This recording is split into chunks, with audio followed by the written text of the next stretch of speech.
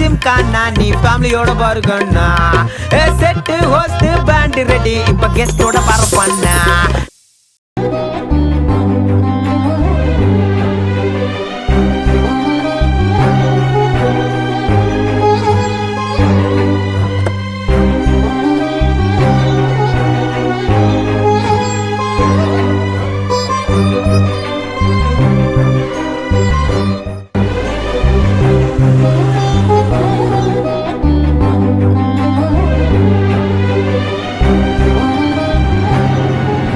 பேசி வச்ச மாதிரி இந்த கல்யாணம் நல்லபடியா நடந்திருந்தா இந்நேரம் 2 பேரும் புருஷன் பொண்டாட்டிய ஜோடியா தான் கார்ல போயிருப்பாங்க. இன்னைக்கு நடக்கலனாலும் இன்னும் 2-3 நாள்ல இவங்க 2 பேரும் கல்யாணமாகி ஜோடியா கார்ல போறவங்க தான். வினோதினியுடைய எதிர்காலம் நல்லா இருக்கணும், வாசு சாருக்கும் வினோதினிக்கு நல்லபடியா கல்யாணம் நடக்கணும்னு தானே நானும் நினைக்கிறேன். நான் எப்படி அவங்க 2 பேரும் ஜோடியா போறதை பார்த்தா நான் சந்தோஷம் தானே படணும். ஆனா எனக்குள்ள ஒரு மாதிரி இருக்கே, ஏன் அப்படி இருக்கேன்? ஆண்டவா, வினோதினி நல்லா இருக்கணும், அவங்க கல்யாணத்துல எந்த குழப்பமும் வரக்கூடாது. வாசு சாருக்கும் வினோதினிக்கும் நல்லபடியா கல்யாணம் நடக்கணும். இந்த கல்யாணத்துல எந்த விதமான தடங்களும் வராம இருக்கிறதுக்கு நீதான் உறுதுணையா இருக்கணும்.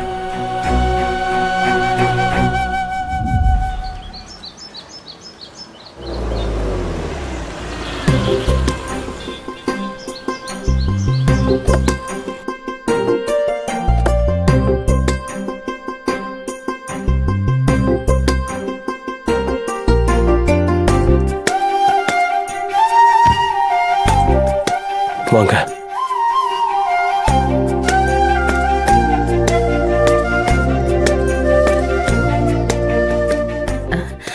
பாமா வினோ, வா. இந்நேரம் நினைச்ச மாதிரியே கல்யாணம் நடந்திருந்தா என் வீட்டு மருமகளா உன்னை ஆர்த்தி எடுத்து இந்த வீட்டுக்குள்ள வரவேற்றிருப்பேன்.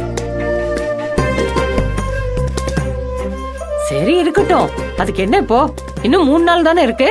சரி வா வா வாசு, வா உள்ள வாமா, வா. வா வா உட்காரு. எதுக்கு வர சொன்னீங்க? முதல்ல உட்காரு சொல்றேன். அம்மா,